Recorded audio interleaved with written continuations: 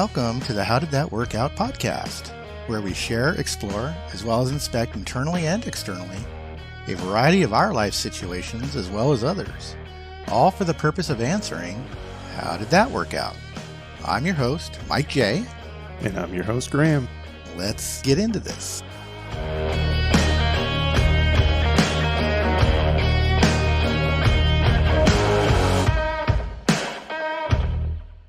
All right, here we are.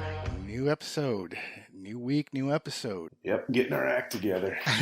Quite the morning, I will say, with some technical difficulties. Just so our listeners are aware that we're doing this very bare bones. We're doing this with what we have lying around, so we're trying to get the best quality sound possible with the devices that we have. And when one of those devices leaves the scene, like my laptop did, then we have to scramble and find other ways to make it happen. So that's what we were doing this morning, kind of scrambling around trying to get the audio just right amidst a missing device. So here we are. How you doing, buddy? Hey, man, I'm doing good. We did it, right? In the old days, it would take 3 hours to figure this out, but we've got such a arsenal of peripherals and just legacy stuff. We can cobble it together real fast, like some kind of I don't know, ship crew scrambling to patch a hole in the boat or something. Yeah, so ingenuity, I would say, always rules the day. And but again, starting this as a bare bones operation, we want to start from humble beginnings. If there's value in this show, we're going to provide opportunities to contribute to the show, perhaps financially, so that we can improve the production quality of this show for the benefit of all of you. And but we'll cross that bridge when we get to it. For now, we're going to kind of stick with what works. Got a new laptop, hopefully on the way pretty soon. Thankfully, I had a backup.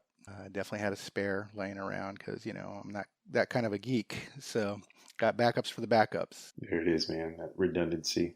Yeah, we talk about things we like. We talk about things we're interested in. We also talk about things that make us a little uncomfortable. So hopefully anyone listening, if it interests you, keep on listening. Definitely subscribe. Even send us anything that you might want us to talk about on the air, as far as any challenges that you're going through, as well as perhaps a decision that you made that turned out really good or didn't turn out so good, and you got a learning experience from that. I'd love to hear that over at advice@hdtwo.show. That's ADVICE at HDTWO.show, SHOW. All right. So, Graham, let's, I know we had a really good discussion last week about Stoicism. We touched a little bit on minimalism. What else did you maybe have written down there that we could perhaps circle back and dive a little deeper on? You have anything there? I do. Before we get into that, I want to something you mentioned in the story of, I think it was the Marcus Aurelius Stoicism story, and his mother's name was Agrippina. Is that right? Do I have my facts straight? No, Agrippina, I think, was Nero's mom. Oh, Nero's mom. So yeah. I have I think it was my father's aunt or great aunt. Her name was Agrippina. Really? And it's not the kind of name you forget. I think it's Greek in origin. He told me this story about his family immigrated to the U.S. for political reasons a long time ago from Russia, right? And she was part of that original crew. And she was old school. And he said when he was a kid, he's got two younger sisters. He was a kid. He was tormenting one of his sisters, as big brothers do. And his Aunt Agrippina comes out and is like, knock that shit off. And he just takes off running. So she pursues, and because she's not going to let this slide. She's punitive AF. So she's chasing him around outside. She finally gets him inside the house, and he decides, well, I'm just going to run around this dinner table. This old lady can't catch me. He says he takes her hips or her belly and just does one of these giant belly bumps, slams the table against the wall with him pinned between the table and the wall. And she looks at him with the with death in her eyes, crumbles up his shirt with her fist and basically gives him, reads him the riot act. And my dad's 70. He remembers this at 70. It made an impression on him, and that's the only impression I have of great great Aunt Agrippina. My good, that's so funny. I wonder if that's how the Greeks do it, right? They'll belly buck a table. Growing up in a Hispanic family, we had the moms with the chanclas. So, Yeah, so we, whenever we did wrong, that chancla came right off the foot, quick draw, like a freaking boomerang, yeah, whop you upside the head like a Chinese from star. 50 feet. Exactly, from 50 feet. Sometimes you wouldn't even see it coming. I wonder if there's any kind of like preparatory class, in becoming a mother in Hispanic culture, where you have to sort of like do this 300 times until you perfect it. Right. You have to go through the training and you gotta do the trials in order to pass. Yeah, yeah. And yet they all swear they didn't have a handbook or a rule book on raising kids, but yet somehow all the Hispanic moms know about the chancla. That's it, man. Um, we touched on mentorship a little bit in the last episode, and man, that's such a I don't know, diverse topic. I don't think is the right way to. It's such a rich topic to talk about because it's one of those things in my mind, anyways. It's not binary, It's not like you're being mentored or you're not, or it's there's proven patterns. I mean, there are patterns, but it's not explicitly this way or that way. So maybe you want to start with mentorship. I like that idea, Graham. I like that a lot because you're right. There's a lot of layers to that. There's a lot of aspects to it. And as you were saying that, what came to mind was that, mentorship kind of comes in two flavors. There's an active and there's a passive. The active mentorship is deliberate, right? Where you seek out a mentor or you approach somebody and you say, hey, I would love to study what you do. Would you show me what you do? Right. And maybe people get together for a set amount of time, whether it's, per day, per week, per month, whatever. And that's very active. But there's also the passive mentorship that basically you study without necessarily engaging that mentor. You're observing the mentor. You're modeling after a mentor who then basically gives you that inspiration. I think musicians quite a bit, they have an influence from certain artists that give them their sound. To me, that's a passive mentorship. But more of an active mentorship is, where you shadow somebody and you follow them and you can interact with that mentor to ask other questions. I would say that both can be equally successful, and I've done both. And I would say that a majority of the mentorship that been able to succeed from and take advantage of has been passive, where in many times the mentor does not really know they're being a mentor. And yet, just through their daily actions, who they are, the way they present themselves, the way they do the thing that I would want to learn to do, just watching them in action and then applying those things for me has really served me well over the years and the decades, even. Yeah, that's interesting because what you said dives into the deep hues of the gradient, right? Like as you're talking about mentorship, it came to my mind like, well, there has to be an awareness of it, the dynamic of the relationship and the awareness. But I guess there's the possibility there's has to be awareness on one side, right? But there doesn't have to be any sort of formal awareness on both sides. You're observing and mirroring, mimicking, shaking out what's not working, hopefully adopting what does work.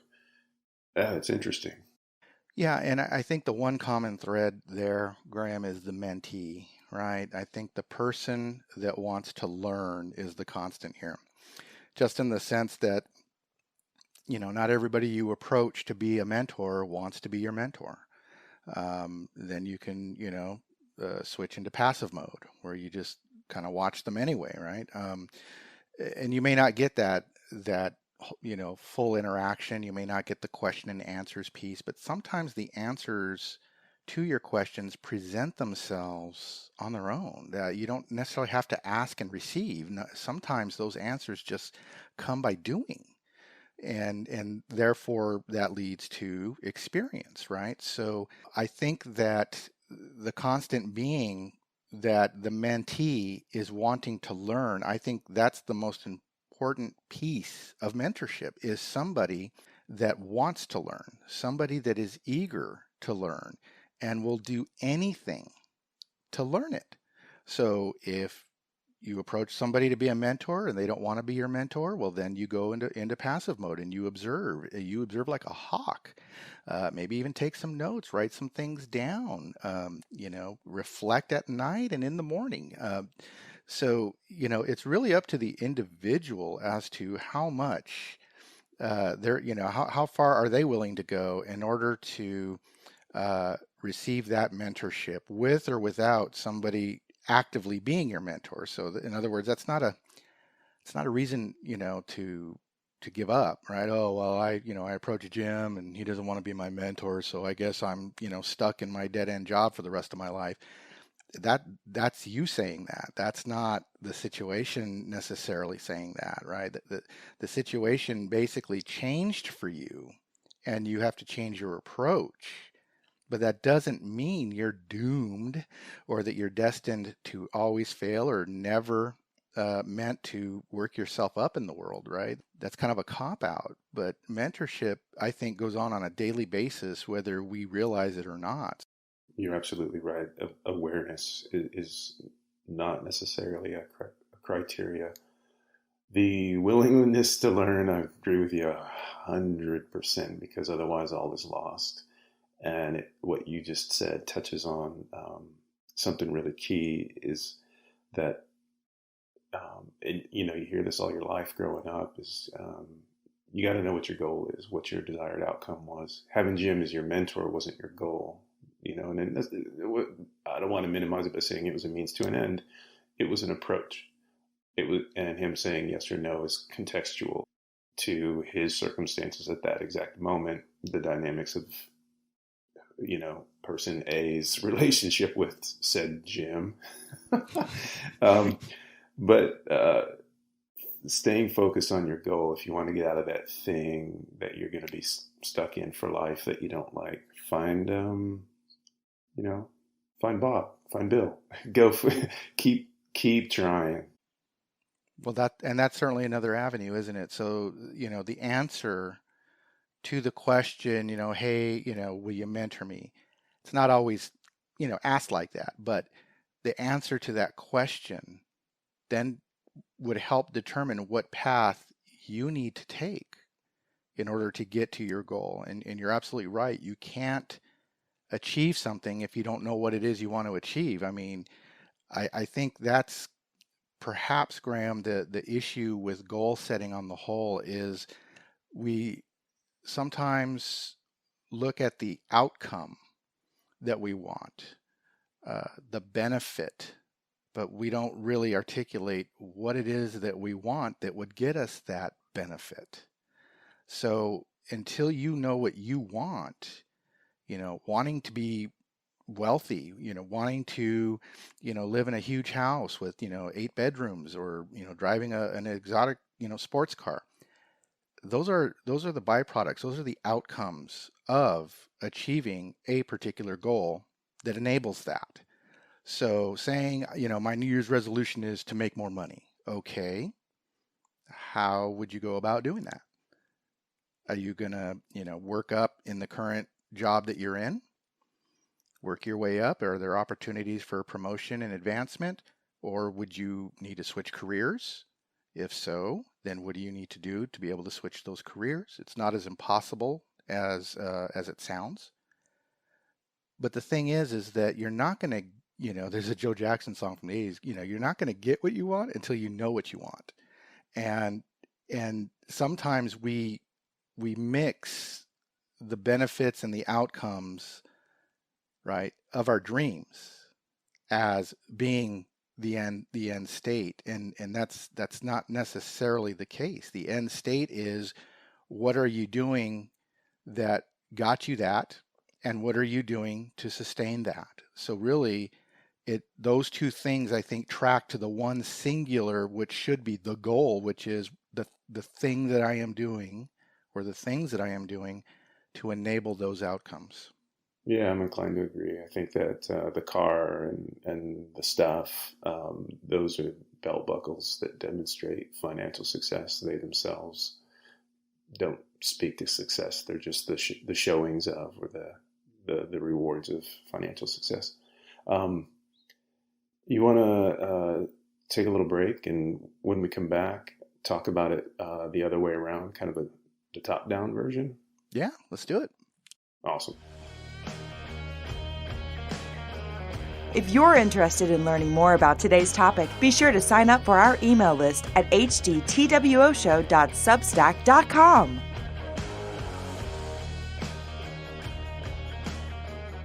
Hey. All right. So we're midway through talking about mentorship, and so far we've talked about the mentee for the most part. And I'll kind of kick off the top down version.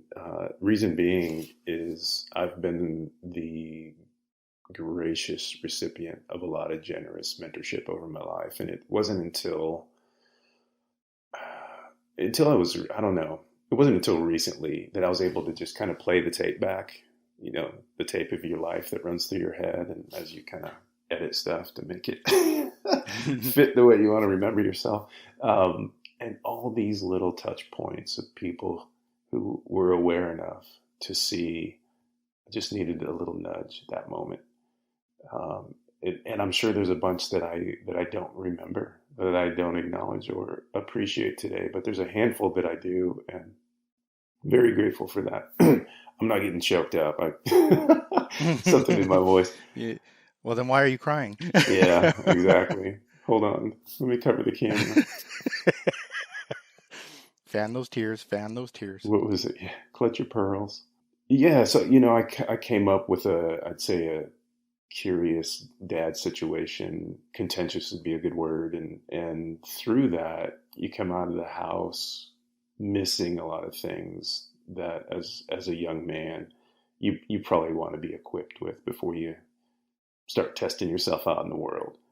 And some of that was kind of given to me in academic situations to start, because I finished high school, went to college, and then some of that was given on the job and in just work related stuff, and then it just went on for years, and then I started to appreciate it and see it, and I felt this civic responsibility, right, to give it back.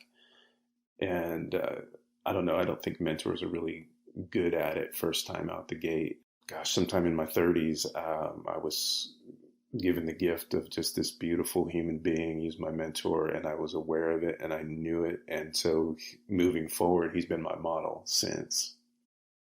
You touched on that very, very well. Parents are our first mentors, essentially, aren't they? And they can be good mentors, and some can be not so good mentors. In fact, downright bad mentors. Yeah, hence the relationship dynamic, right? That's why Exactly. sometimes an uncle's a better mentor, just because you've got that filter down. You do have that filter down. You also don't have, in many cases, the same strictness and rigidity that you have with an uncle. Otherwise, with an uncle or an aunt, you can kind of be yourself a little more. Mm-hmm. But I think that when it comes to parenting, I mean, obviously there is no right way, no wrong way to do it. I think and I've found out the hard way that even how your children turn out isn't always a reflection of you and what you've tried to instill in your children. They still have free will. And I'll probably in a future episode get into that a little bit more as to how I was humbled, because I used to firmly believe that, hey, if this guy's an asshole, then that's squarely on the parents for not teaching him better. But I've been humbled in that, my children, my young men have free will, okay, and they don't always choose the best thing that you would have chosen, you know.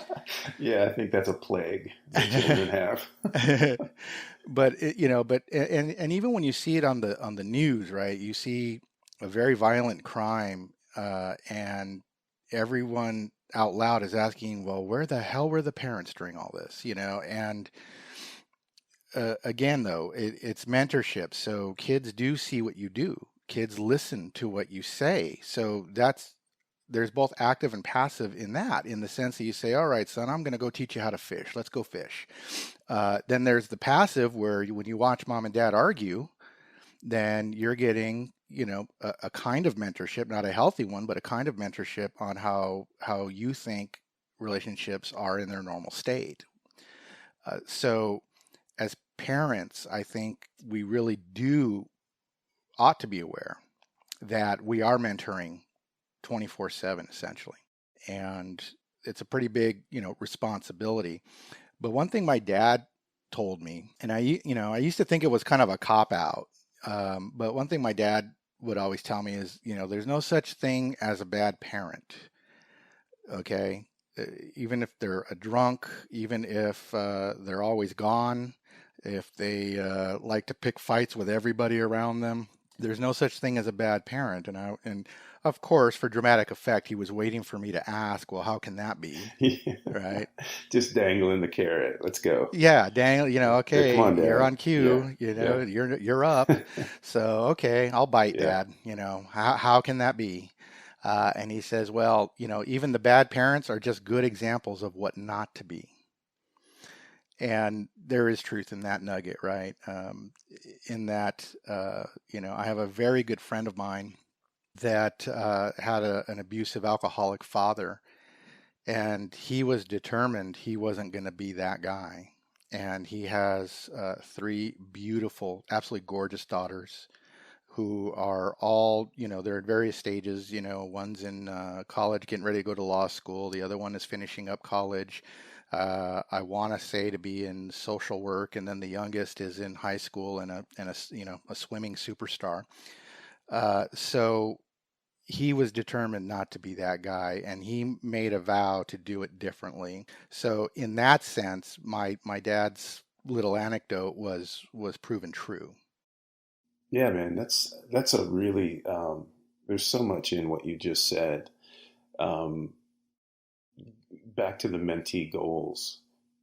Are you running from something or were you running to something? Sometimes it doesn't matter as long as you get there. Like this friend of yours, well, it might have started running from, and eventually it was, he's running to. It's the classic Disney story. I don't know if I can say Disney's name. Out of that adverse tragedy, which in his case was his alcoholic, abusive father, he carves out some beautiful destiny for himself. And that's the hero's journey, isn't it? I mean, it's forged from adversity, profound Yeah. loss. I mean, when you lose a parent to alcoholism, and lose them meaning not that they've died, but you've lost them to the disease, because they will nurture that disease more than they will their actual relationships with their loved ones. Oh yeah, it's a parenting approach of you're getting in the way of my drinking time. Hmm. Exactly. Yeah. Or I'm just so angry that, I can't feed this addiction. I'm going to take it out on you. Or I'm because you're interrupting my pleasure of this addiction, I'm going to just kick your ass, So It's a good topic for another episode, I'll say. yeah, exactly. Definitely. Definitely.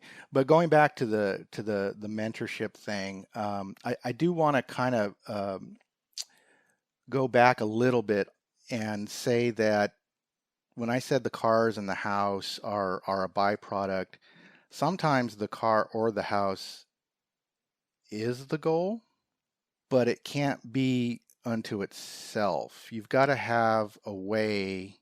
Well, let me back up and give you an example. I remember back in 1991, I had just gotten out of the Army, just got back from Desert Storm, and I used to see, brand new Honda Accords on the lot. And there was just something about them that really struck me about their design. It's like, wow, what a classic looking car, yet it's very sporty, just looks awesome. Mm-hmm.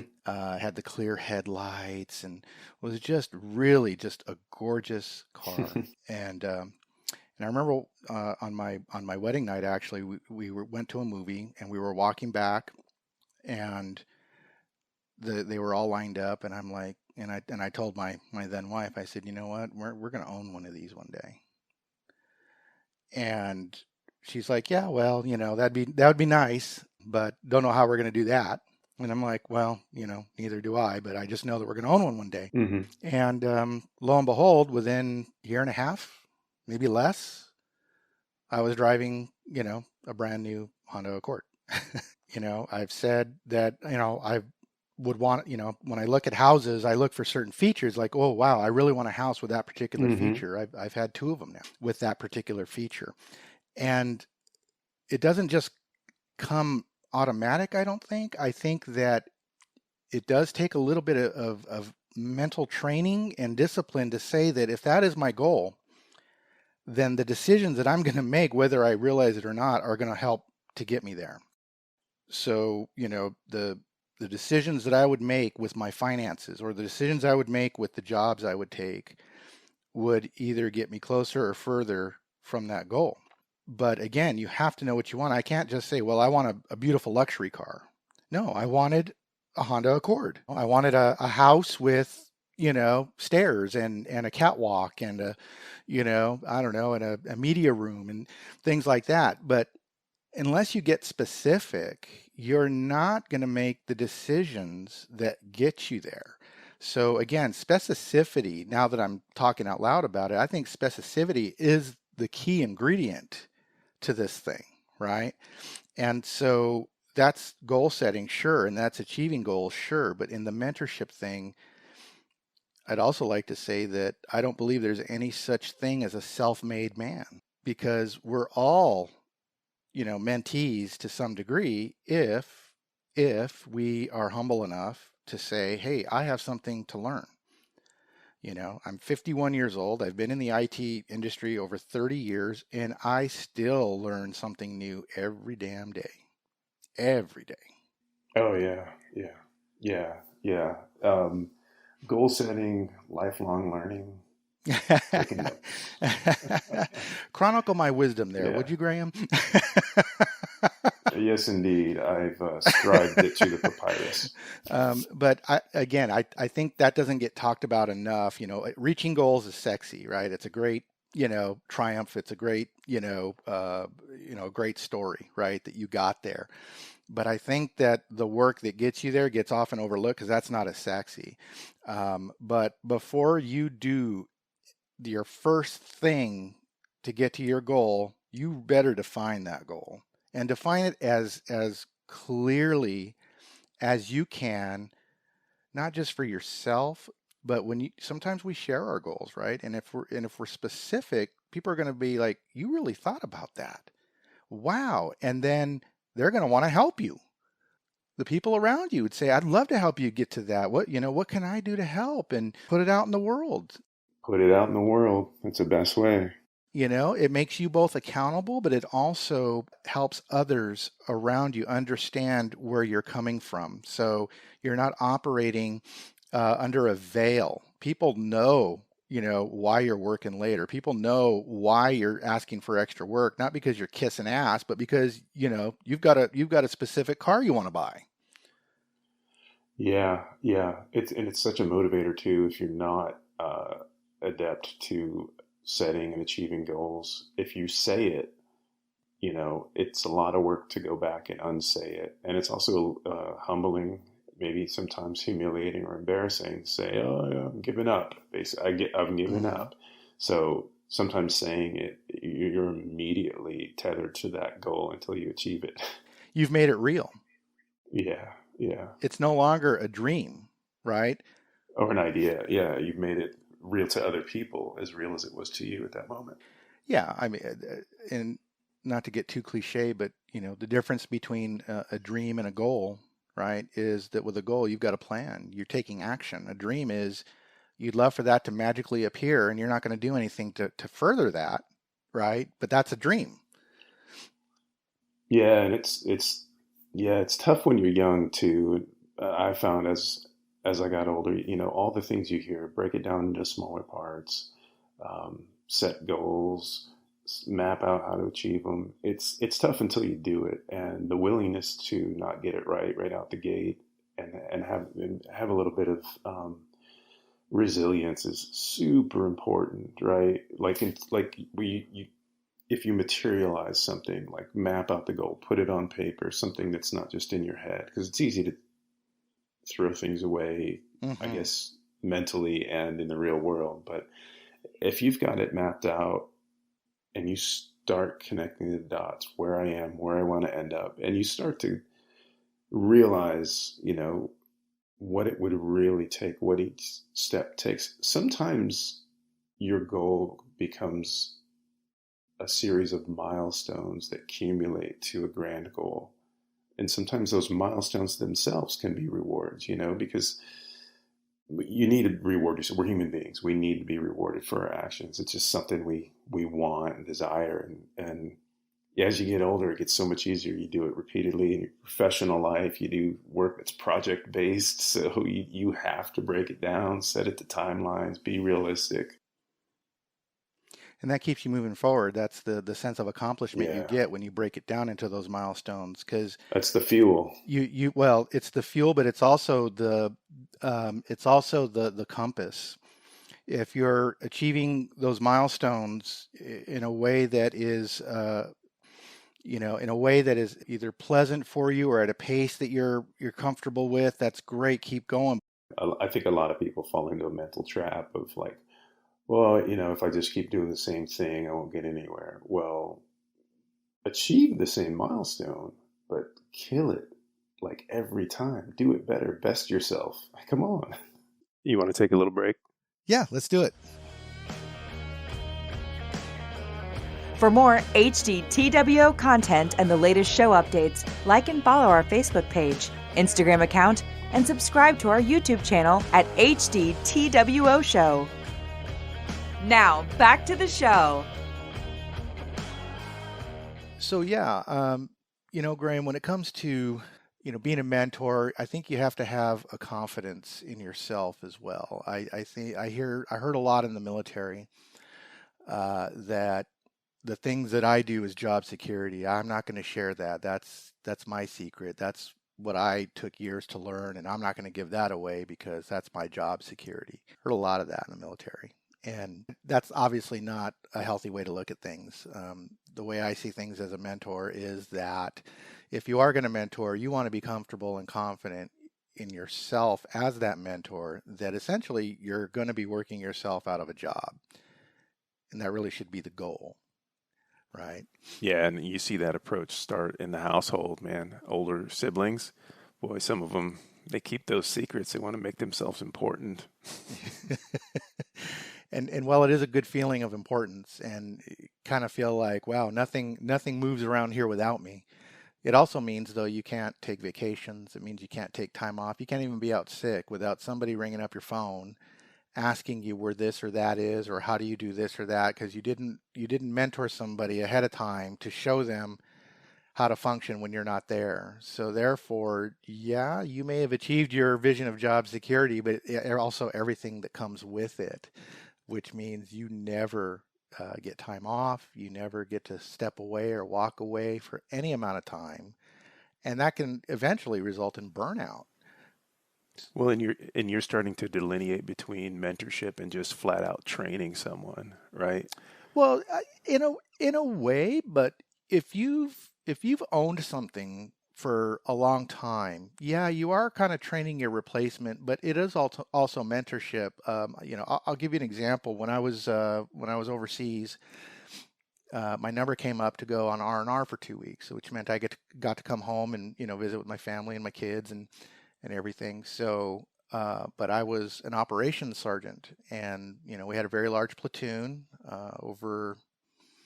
I want to say over 50 soldiers, which for a platoon is rather large.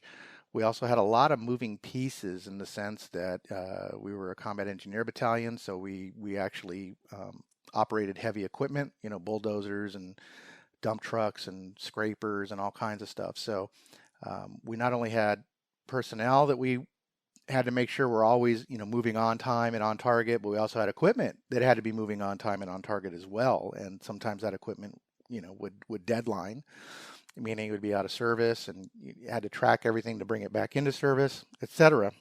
Right, right. So a lot of stuff going on. And when my number came up, because I had owned the operations space, my lieutenant and my platoon sergeant both came up to me and said, "Pick anybody you want. Who are you gonna have replace you?"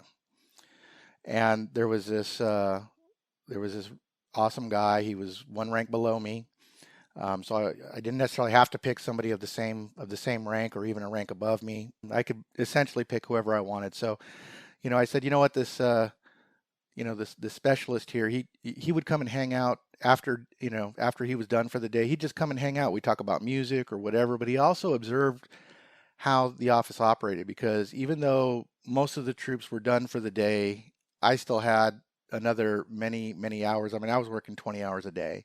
So he'd be done, 5 o'clock or so, 6 o'clock, and I had at least until 2 in the morning till I was done. So Okay. and so anyway, I chose him because he was the most interested, I would say, and he was learned, and he really seemed like he wanted to understand what was going on even before there was a need to have him do that. So I decided, you know what, he's the guy. And I spent probably a couple of weeks with him shadowing me, but me also actively mentoring him and showing him, how things go. So I left on my R&R for 2 weeks, and naturally the first couple of days in the back of my head is like, man, I hope everything's going okay. But you can't just call them on the phone and say, hey, y'all doing all right? Oh yeah, I'm sure. I'm sure you just have to kind of have a lot of faith. They're halfway around the world. Yeah. And you'll hear about it, but probably not in real time, right? Not in real time. If something were to go wrong. Yeah. Well, and a part of you wonders, is my unit actually going to be there when I get back? Because something went horribly wrong that they're not even where I thought they were, where I left them. Right. Like just a little bit of liability, right? Yeah. And after a couple of days, of course, it washes over because you're really busy enjoying quality time, with your family and your friends and whatnot. But in any case, I came back and, asked around, hey, how did it go? Of course, I asked the guy that I trained and mentored, and he says, well, I think it went okay. You'll have to ask the lieutenant and the platoon sergeant, but I think it went pretty good. And I'm like, okay, great. So I talked to the lieutenant, platoon sergeant, and they said, we didn't skip a beat. Nice. Okay. And that was in a good way, not like we don't need you. It was thank you. Yeah. Okay. We didn't skip a beat because you didn't hold anything back from the guy you were training. And a part of me was okay if that meant that I trained him so well that he would basically just replace me because he was doing so well, and they didn't want to interrupt yet again the flow, right? They had to interrupt it for me to leave. And now that I've come back, they got to interrupt it again for me to kind of slide back into where I was. So I was good with it either way. Mm-hmm. Yeah. Yeah. Or it could have played out in another way, right? Like, could have untethered you from that role and advanced you in other directions, right? Correct. And if it would have backslid me, I think I had enough, social capital that I could have made a case that wouldn't be in everybody's best interest, to slide back and, maybe do something that I think would be a step lower. But you're right. The goal is to work yourself out of a job so that you can move up or move into other interests. You know what? I love that. I love where we're at with this right now because we're almost crux finding, to quote one of my favorite podcasters. Maybe the reason those secrets are kept is because not secrets that we've talked about, but the secrets people keep when they want to secure their role is they don't want to move forward. They're fine just where they're at, and they don't want anyone else coming in there. That's a real good point. Maybe there is a fear of success in some. That's an excellent That's an excellent path to go down. In that I'm kind of experiencing that right now in my current job, my current role, is that I'm content where I am. I don't need a corner office. I don't need to be a manager of 100 people to feel important or successful. I'm a kind of an army of one. I do have a manager, and I don't directly manage teams, but I lead teams. So in my role, I'm a leader, but I don't have direct reports. So I Right. influence, Right. right? And I also earn respect to the point where people seek direction from me versus it being my duty to give it to them. They voluntarily say, hey, Jay, what do we do here? Right? Or what do you think we ought to do next? And I can guide them because we're all in it together, obviously. But the point being is that I don't have to have a title on my business card. I don't have to have a role where I'm the tip of a spear of a large team or even a small team for that matter. And I've made my manager aware that, hey, I'm where I'm at because this is where I want to be. If I wanted to be a director or a vice president with, 3 decades in my current, industry, I could do that. I could very well do that, but I choose not to. Yeah, it's an And important role. It's a pivotal role, and it starts to really cast light on the nuances of personal growth, right? Like personal growth in the workplace isn't necessarily bigger, an extra zero on your paycheck, and it's not necessarily going from junior to senior to C-level, right? Sometimes it's interpersonal skills. You're like, oh, I got to work on that, or it's, I know this about 70%. I want to know this inside and out and upside down. It's all those little, basically like firming up your foundation so that when the opportunity presents itself, you can leap forward. But there's always like, you know, whatever's written under your name on your business card isn't the only measure of success, right? exactly, that's spot on in the sense that we all, when we hear success, I think a lot of images pop into our head about exotic cars and mansions and all of that. But over the years, and again, as I get older, my definition of success is can I be in a role that is pivotal that allows me to use my mind and my previous skills, but also to learn new things while also not necessarily bringing more burden to me by way of being a people manager. And I'm not saying leading people is bad. I'm just saying it's not for me at this stage in my life. I don't need that anymore Right, to feel successful, right? right. To me, success is I earn a really good living for, kind of being, a knowledge guy that people trust and seek from versus me having to make sure that we've got a team that is always headed upward. And so it's not just me, it's also making, helping others to achieve their best. I can bring out the best in others indirectly just as well as I could directly, and I choose to do it indirectly, right? Yep, Um, yep. so the thing is, though, is, and I told my manager, though, I said, look, I said, if somebody were to say, hey, Jay, we've got an idea and we think you'd be the perfect guy, I would hear them out. I'm not going to flat out say, well, if I'm leading people, no way. All I'm saying is that I'm not actively seeking it. But if I were to be approached, I wouldn't dismiss it wholesale. I would certainly consider it because there may be a scenario I hadn't thought of.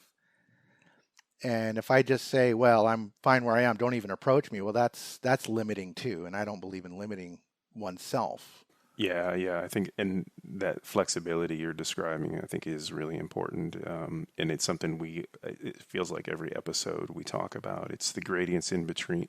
It's not the polar opposite binary, yes, no, on, off, black, white. It's yes and, right? Or it's no but, or maybe however. Yeah. And I also think it's kind of, I don't know, and nobody has said so. I don't know. I guess maybe I'm assuming here that there's also an assurance that you're not trying to take your boss's job. I'm happy where I'm at. If nothing were to come my way, I'm good. So that means I'm not trying to backstab my manager or my manager's manager to get to their position. I'm not vying for the corner office. I don't have ulterior motives, right? I'm just here to do a really good job and learn and grow still within my realm that I've been able to create. So I've created kind of like my business within the business, right? So if I do want to grow, I'll grow. But because I'm comfortable, that also kind of puts everyone else around me at ease. Like, well, he's just doing this because he likes to. He's not doing it because, he's trying to take my job. And alternatively, though, even though I'm comfortable, I don't believe in that job security keep secrets thing because I do love taking time off. I'll take, Right. over the holidays, I took 3 weeks off with no detriment, right? And was I worried that somebody would replace me? Not really, because I kind of have a specialty within the organization. And, although I didn't have to train a replacement, it just meant that, my function was just paused for the end of the year for the holidays, right? And then I would just pick up when I came back. Yeah, you're starting to tap into a conversation, or the essence of a conversation I had with somebody that I admire and professionally. It's like, what do people get when you're in the room? What are they getting when they hire you versus someone else? And that's the thing that only you bring. And some of us don't know what that is. Some of us spend years exploring that because we're chasing or refining something else. Some of us kind of are born knowing who we are and and truly understanding our value out the gate, whether it's accurate or not, subjective, right? Yeah, no, it is. And yet I take a lot of pressure, and of course I'm speaking firsthand only because this is my experiences, that I also take a lot of pressure off myself. When I was younger in my 20s and 30s, I was working my butt off trying to make my way up that ladder, so that I could hurry up and make the big bucks. And what I found is that some places are happy to watch you run yourself into the ground. That doesn't mean they're going to promote you, and that doesn't mean they're going to reward your hard work. It just means That's they're just going to right. keep getting really good work out of you at a bargain price. And so there's a balance that right now I don't have that pressure anymore. So when I'm done with work, I can pretty much my time is mine. I don't have to write evaluations and things like that for others. My time is truly mine. And now I almost look at promotion as a detriment in the sense that um, you know you're going to give me more work, and yeah, you're going to bump my pay, but is the amount of pay that I would get worth it to me and the time I would have to give up in order to perform that new role, right? So if I'm a people leader, then I would give a disproportionate amount of time to being that good leader that I would be, because I wouldn't allow myself to do any less.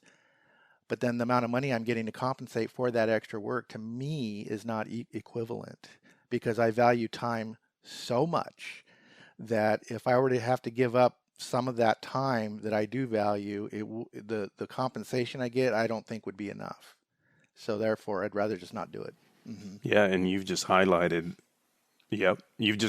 two of the most precious Hmm. resources, one versus the other, right? Time versus money. And if you're having one, you're oftentimes not having the other, unless unless you've lined things up differently.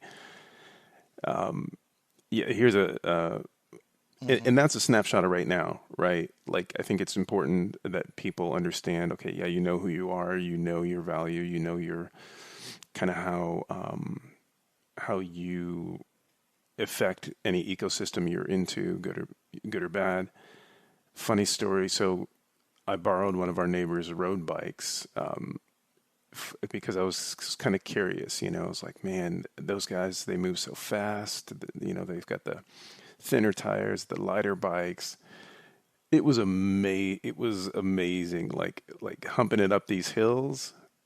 It's so light. I mean, it's like 20 pounds. So you're just like boop, boop, boop, boop, boop, and up the hill you go.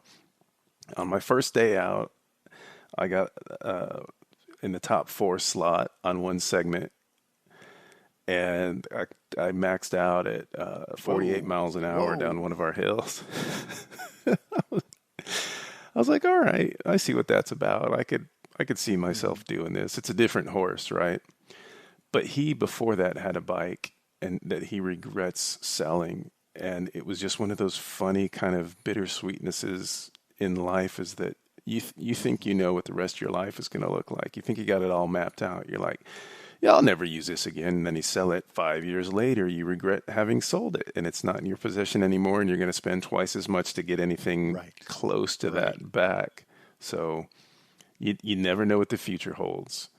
I know that was a Hmm. long-winded way to bring this back around, but you never know what the future holds, and you need to constantly Yes, kind of assess and yes. recalibrate, right? Well, Yeah. it,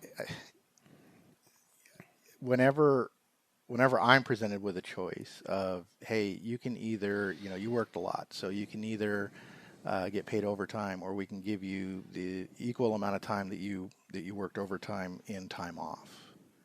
And I'll always pick the time off. And the reason Hmm. is you don't get taxed for time off. You get taxed for overtime at a higher rate, but you don't get taxed for time off. And since I value at this point in my life, again, I value my time more than money at this point.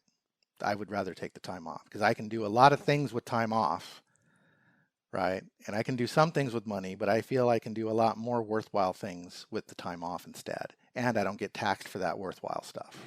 Okay. You know? Oh So, man. Yeah. Yeah. uh And that comfort you have in your role, that's that confidence that I think people gravitate toward when they're looking for somebody that's, trusted source of advice or even potentially to I don't know, I think people are drawn to it. So it makes, hmm on the topic of mentorship, I think it makes those bonds a little more likely. I think there's a sort of sense of ease and trust when you see somebody moving confidently through their role. Yeah, and comfortably. I do have opportunities to mentor, and I do mentor. Sometimes without being asked, Hmm. just because I see somebody's a little junior, and yeah, I'll even ask permission. Hey, do you mind if I share a little experience with you on this? Maybe might make it easier for you the next time. And they'll be like, sure. I don't impose myself, right? I don't say, okay, Skippy, here's how it's going to go down, and I'm going to teach you Listen something. here, kid. I'm going to Um, teach you a thing or yeah. two, you little. Yeah, and it happened to me again in the military. I mean, I was young. I had just come out of my technical training, and I thought I knew everything, right? Coming out of my technical training, I graduated, at a very, very high level, and so, I thought I was the shizzle. And so there was a real world situation at my duty assignment, and there were guys that had been there, 3 and 4 years, and they were just about the end of their enlistment, and they were about, to get out. So they'd had, most of their time under their belt already, right? So they Right. knew real world. All I knew was classroom. Hmm. And so I kept interjecting, trying to show that, hey, hey, I know what I'm doing. Hey, I belong here. Hey, I'm one of you guys. Right. Right. And kept saying, well, did you check this? And did you check this? And finally, one of the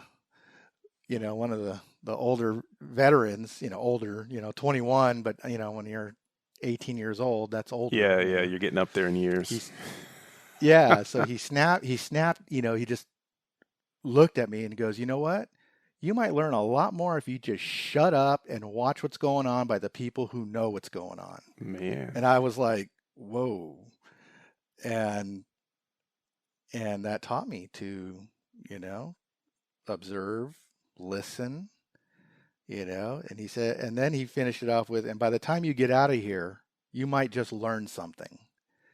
And it was like, "Whoa, I'm okay. Well, Okay. that was I no got that it." was no Billy Shakespeare talking to you, but I like that he didn't mince words. Like he said it what needed to be said, right? He did. He absolutely did. And although I was taken aback and at first an indignant, in my head, of course, how dare you? When I stepped out of that, it was like, well, that does make sense. I need to understand. You need to earn your seat at the table, right? You don't just because you've got a certificate in your hand and, hey, look at me, I passed a course, or, that doesn't automatically qualify you. You still have to, like I had mentioned before, you still have to gain your social capital. Man, you know what what you just described, I immediately got this no no sound, no anything, just two dogs walking, one's little, one's big, the little one's bouncing up and down. Like, hey, Spike, hey, and like ankle biting, and like, hey, you want to do this? Hey, what about it? And the big one just finally has it and just looks at the little one and just gives him a bark, like handles him with just a single bark, and then they move on. Exactly. Like, you're talking away the moment here, instead of enjoying the walk and what's around. You're busy, you're trying to busy it up, and there's a lot to be said. So in the mentorship that I give others, I try to assure them that good things will come their way. It doesn't have to be right away, and have that confidence that if you do things right versus doing things fast, that you will get a lot further, a lot faster. And it's kind of unconventional when you're younger, right? It's unconventional wisdom. But if you do slow down and you do your best work, even if somebody comes up to you and say, "Hey, you going to get done anytime soon?" And I've had that before. People, roll up to me and say, "Hey, you going to have this done at some point?" And it's not like I'm a turtle, right? I'm doing the best I can as fast as I can. And so, kind of in the spirit of that soldier that put me in my place, I'll do it even with people that are, that if I was consulting or what have you, people paying me money, I'm still going to ask the question, and I will ask them, I'll stop what I'm doing and I'll say, did you want it done fast or did you want it done right? Mm-hmm. Yeah. And I asked that to a client one time, and they were just like, I mean, you could just see the look of stun on their face because, the way the person came back was, "You're absolutely right. I'd rather it be done right. I'm going to leave you alone now." Yeah. Yeah, there's I mean, that. it's your There's money. that. I'll do it either way, right? It's your money. I can do it fast or I can do it right. I just figured you wouldn't want me back again, next week. Yeah, and I think it holds that the person who does it right is the person who gets a lot more callbacks. Yes. Yeah. For new work rather than fixing your mistakes from before that you should have fixed before because that's what you were getting paid. Yeah, that's right. So, yeah. No, and again, the mentorship, I almost feel like it's like your duty, right? I do. I feel like it's a duty. If you have an opportunity to mentor somebody, somebody who's junior, or maybe even somebody who's experienced, and again, if I'm going to do an active mentorship, I'm going to ask permission. Hey, would you mind if I showed you a couple of things that I've learned along the way? Might make things for you a little bit easier. Or, I mean, I don't try to sell it that hard. I'm just saying that I'll ask permission if I'm going to actively mentor, but then at the same time, I also understand that what you say and do, even in groups, small groups, work teams, what have you, your actions mean more than your words. But sometimes when the words are coming from a place of experience, and you come in humbly saying, "Look, I know there's other ways to tackle this, but here's what I have found historically that works better, but I'm certainly open to other ideas." And then that's how you learn. When you open up for other ideas, even though you've been there and done that, you may very well learn something you hadn't done. So I see it as a duty that if you are experienced in something, that you look for opportunities to mentor passively or actively, right? I think it's our highest calling is to share knowledge with one another. What do you think? I agree, man.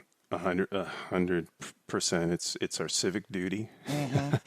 And I think we've mentioned this. It comes in so many forms. It's an academic nudge. It's some skill sharing in the workplace. It's the method in which you approach this sharing, Mm-hmm. right? Like you can, in 5 minutes, you can give somebody a tool they'll use for life, right? And I'm not talking about the give a man a fish, teach him how to fish. I'm just talking about if you've asked somebody to listen or observe you, the information they take in it's not just the singular thing you're showing them. It's the way you approach them. Like, oh, this is a new, interesting experience. It's the technique in which you executed it because you're good at it.